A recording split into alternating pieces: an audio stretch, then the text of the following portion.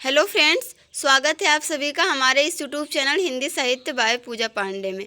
Friends, आज इस video में हम लोग विशेषण, जो कि हिंदी व्याकरण का एक महत्वपूर्ण टॉपिक है, इस बारे में बात करेंगे कि या तो हमें डेमो टीचिंग करवाने के लिए कहा जाता है और वो कहता है कि विशेषण पढ़ाकर दिखाइए, तो हम किस प्रकार से विशेषण को पढ़ाएंगे, या फिर हम अगर खुद से भी तैयार करके ले जाते हैं ये टॉपिक, तो हम क्लास में जो है किस प्रकार से क्लास को अपनी स्टार्ट करेंगे और बच्चों से जब प्रस्तावना प्रश्न पूछेंगे या फिर टॉपिक से पढ़ाने से पहले क्या बातचीत करेंगे।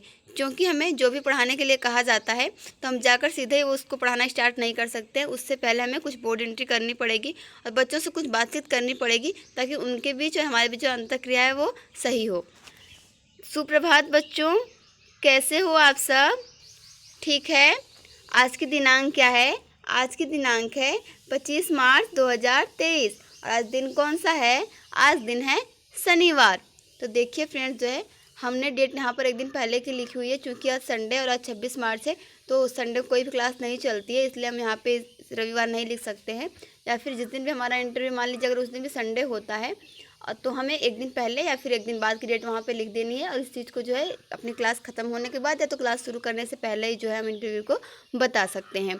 और ज़रूरी नहीं कि आप सुप्रभात ही बोलें। अगर 12 बजे के बाद आपका इंटरव्यू हो रहा है, आप डेमो टीचिंग कर रहे हैं, तो आप वहाँ पे शुभ दोपहर भी बोल सकते हैं। या फिर अपनी डेमो टीचिंग देने से पहले पैनल से ये बोल दें कि ये मेरी मॉर्निंग की क्लास है। जैसा कि जब मैं इंटरव्यू देने गई थी तो उस समय भी दोपहर ही हो रहा था, लेकिन मुझे शुभ मध्याह्न कहना ठीक नहीं लगा, तो इसलिए मैंने उन्हें पहले ही बता दिया था कि सर ये मेरी मॉर्निंग की क्लास है, तो फिर मैंने वहाँ पे सुप्रभात ही बोला था। चलिए फ्रेंड्स, आगे हम इसको कंटिन्यू करते हैं। इस कालांश में हम लोग कौन सा विषय पढ़ते हैं? तो इस कालांश में हम पढ़ते हैं हिंदी विषय। इस कालांश में हम कौन सा विषय पढ़ते हैं? हिंदी। और आज हम हिंदी में क्या पढ़ने वाले हैं? आज हम व्याकरण का एक बहुत ही मज़ेदार टॉपिक देखेंगे, जिसमें आपको बहुत मज़ा आएगा। तो आप लोग मेरी बातों को ध्यान से सुनिएगा। चलिए बच्चों, आज मैं आपको एक कहानी सुनाती हूँ। आपको पता है, एक राजा था। एक राजा था और वो राजा जो था वो बहुत दयालु था। राजा कैसा था? बहुत दयालु था। राजा जो है हमेशा लाल रंग के कपड़े पहना करता था। किस रंग के कपड़े पहना करता था? लाल रंग के।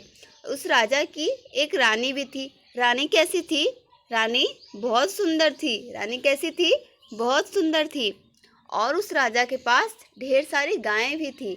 आपको पता है गायें कैसी थी?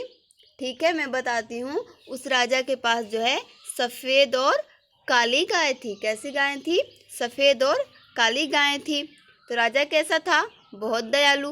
राजा कैसे रंग के कपड़े पहना करता था? वो हमेशा लाल रंग के कपड़े पहना करता था। और राजा की रानी कैसी थी? बहुत सुंदर। राजा के पास कैसी गाय थी? सफ़ेद और काली।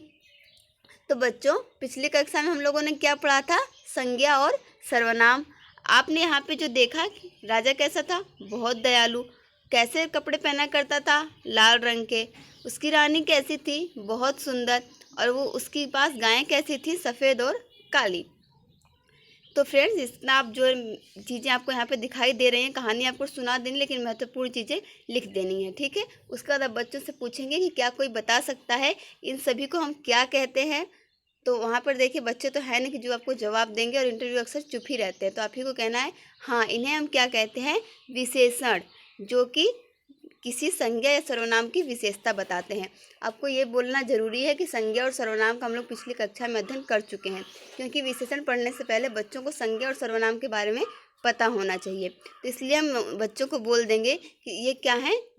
बहुत दयालु, लाल रंग, बहुत सुंदर, सफ़ेद और काली, ये सभी क्या है? एक प्रकार के विशेषण है। और तो फिर उसके बाद आप यहाँ पे जब प्रकरण लिखकर यहाँ पे छोड़े रहेंगे इस डैश को, यहाँ पे आप लिख सकते हैं विशेषण। और बच्चों से कहेंगे, बच्चों जो संज्ञा और सर्वनाम शब्द की विशेषता बताते हैं उन्हें हम विशेषण कहते हैं। उसके बाद विशेषण के कितने प्रकार होते हैं, इस प्रकार से अपनी क्लास को आगे कंटिन्यू कर सकते हैं। वैसे इतना पढ़ाने के बाद ही लगभग जो इंटरव्यू होते हैं वो आपको बैठने के लिए बोल देते हैं। आपसे पूरी क्लास कभी भी नहीं ली जाती है, लेकिन हाँ, आपका कॉन्फिडेंस चेक किया जाता है। ये चेक किया जाता है कि आप किस प्रकार से अपनी क्लास को स्टार्ट करते हैं। ठीक है फ्रेंड्स, तो मुझे उम्मीद है कि ये टॉपिक आपको समझ में आ गया होगा कि विशेषण जो टॉपिक है वो आपको अपनी क्लास में किस प्रकार से शुरू करना है। मिलते हैं फ्रेंड्स नेक्स्ट वीडियो में, उसमें हम लोग डेमो टीचिंग का ही एक अन्य टॉपिक देखेंगे। Thank you for watching this video.